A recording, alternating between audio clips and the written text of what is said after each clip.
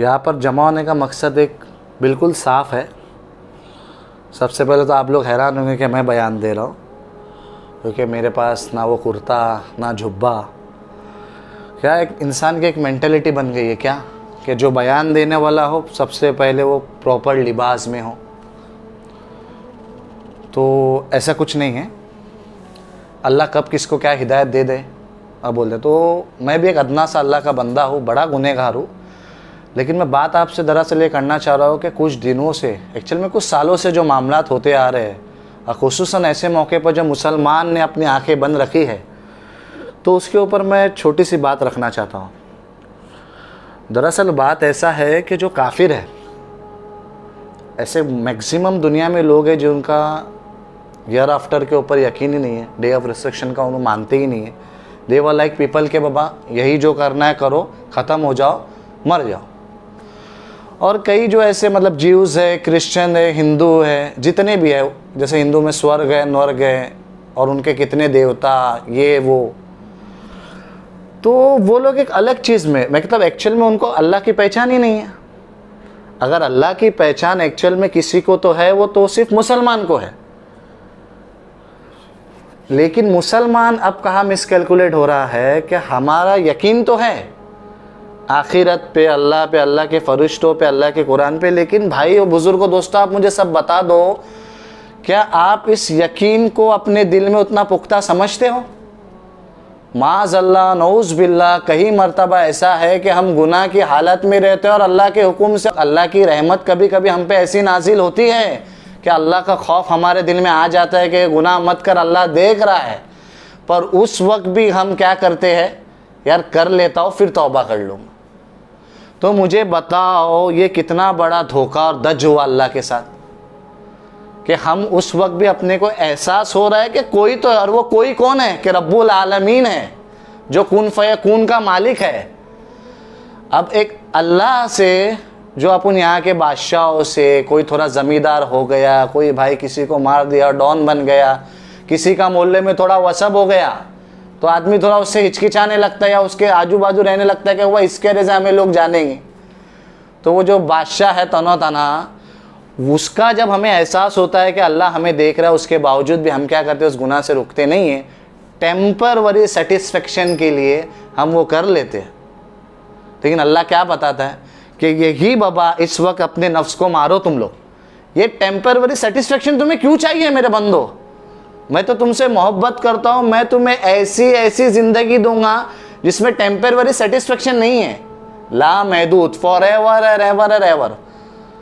क्या हदीसों में जब आता है कि जब जन्नत वाले जन्नत में चले जाएंगे और जहन्नम वाले जहन्नम में चले जाएंगे, तो एक खूबसूरत मेंढा आएगा जो जन्नत और जहन्नम वालों के दोनों के बीच में रखा जाएगा और उसे ज़बा किया जाएगा। वो मेंढा क्या होगा? वो मौत होंगी।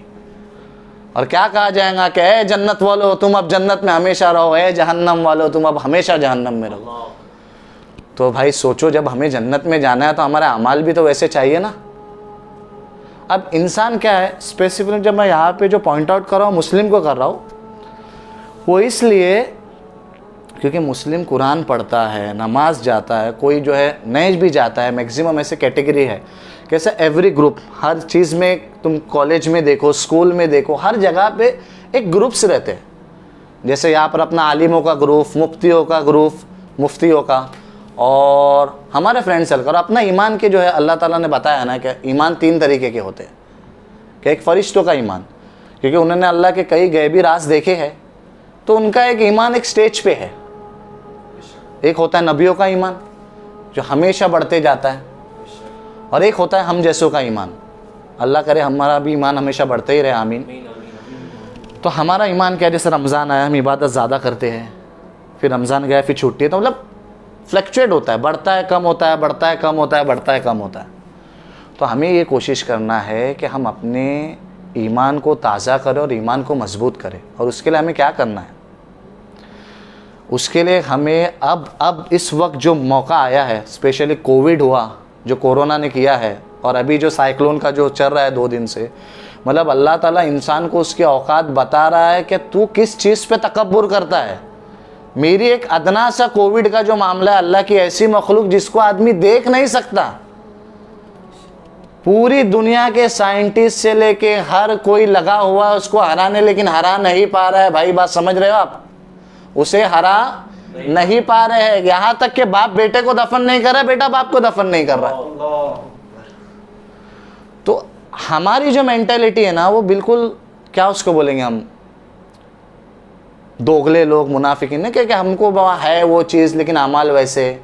अब जैसे क़यामत के दिन नफ्सा नफ्सी का आलम होगा तो हमें वो बातें जैसा दूर की लगती थी कि वह कोई कैसा माँ अपने बच्चों को एक नेकी नहीं देगा, बाप देख के भागेगा। अरे एक नोटबंदी हुई तो किसी ने आपको 10,000 के छुट्टे दिए जुन्नी नोट लेके? कोविड के टाइम पे तुम्हारे से लोगों ने हाथ नहीं मिला, और वो कौन लोग थे? तुम्हारे खुद के सगे माँ बाप और बहन। तो क्या तुम इस बात की गारंटी लेते हो कि वो क़यामत के दिन तुम्हें एक नेकी देंगे? और अल्लाह ताला ये सब चीज़ें कुरान में बयान कर चुका है। मोमिनो, तुम्हारे पास बहुत बड़ा हथियार है, वो कुरान। उसे खोलो, उसे बस। और ये एक अजीब माशरत में ये फैले, बस ख़त्म करो ख़त्म करो ख़त्म करो। अरे भाई क्यों ख़त्म करना है? अरे उसे समझो तो सही, पढ़ो तो सही। रोमन में है, इंग्लिश में, हिंदी में, मैक्सिमम लैंग्वेज में अवेलेबल है कुरान। तुम तफसीर में मत जाओ, एटलीस्ट उसका माना तो पढ़ो, तुम्हें पता तो चले कि तुम क्या नमाज में पढ़ रहे हो, अल्लाह तुमसे क्या बताना चाह रहा है। एक्चुअल में बात क्या थी और कहाँ से कहाँ चले गई, लेकिन मैं वही बताना चाह रहा हूँ कि मुसलमान को अब जो है इस चीज़ के ऊपर बहुत गौर फिक्र करना है कि ऐसे मौके पर हमने क्या करना चाहिए। सबसे पहले तो अल्लाह के पास गिड़गिड़ा के इतना रो अल्लाह से ऐसा मांगे कि अल्लाह बेशक हम बड़े गुनहगार हैं और हमारे अमाल हमने जो भेजे उसके वजह से ये अमाल हम पे पहुँचे, लेकिन होना तो इससे भी बुरा था। जो अमाल हमने किए होना इससे भी बुरा था, लेकिन वो तो रहमान है, उसकी रहमत का है। क्योंकि अल्लाह के अर्श पे क्या लिखेला है कि बेशक मेरे जलाल पे मेरी रहमत आवी है।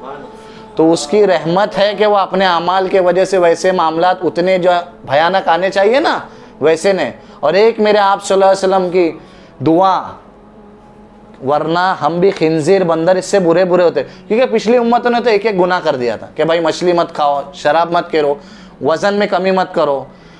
इन्होंने एक एक गुनाह ऐसे कि अल्लाह ने ना हलाक किए। ये उम्मत ने वो सब गुनाह किए और जम के किए और करते आ रहे, लेकिन उसके बावजूद भी अल्लाह की नज़र है हम पे। क्यों? क्योंकि आप सल्लल्लाहु अलैहि वसल्लम की दुआ है।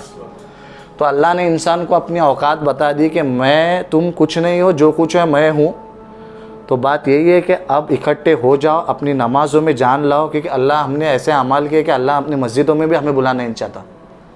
मतलब कि ये दौर आया है कि अल्लाह ताला हमसे इतना नाराज़ है कि हमें अपने मस्जिदों में नहीं बुलाना चाहता है। और ये तो हर मुसलमान का ये ईमान तो है ना कि जो चाहता है अल्लाह ही करता है, जो भी होने वाला अल्लाह ही करता है। तो ये कोई नहीं सिवाय अल्लाह के कर रहा है। तो सोचो ज़रा, हमें अपना गिरेबान में खुद झांकने की ज़रूरत है। अपने आप को अपने यहाँ जाके आईनों में देख के झिंझोड़ो कि हमसे ऐसी क्या गलती हो गई कि अल्लाह ताला जो है उसके घर में हमें आने नहीं दे रहा है। अरे हरमैन वीरान पड़ा है, मस्जिदें वीरान पड़ी है, और उसके बावजूद मुसलमान गुनाहों पे ज़्यादा अड़ते चला है।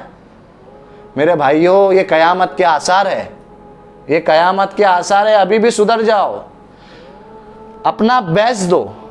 परफेक्शन अल्लाह ने मांगा ही नहीं है। परफेक्शन तो स्कूल और कॉलेज वाले नहीं मांगते। 100 में से लाओ 35 पास, तो रब क्या मांगेगा? वो तो बस बोल रहा है कि मेरे बंदे तुम कर, जो मेरे को देने का दूंगा। तो बस यही कहना चाह रहा था मैं। अल्लाह ताला मुझे भी तौफीक अता फरमाए, आप लोगों की तौफीक अता फरमाए।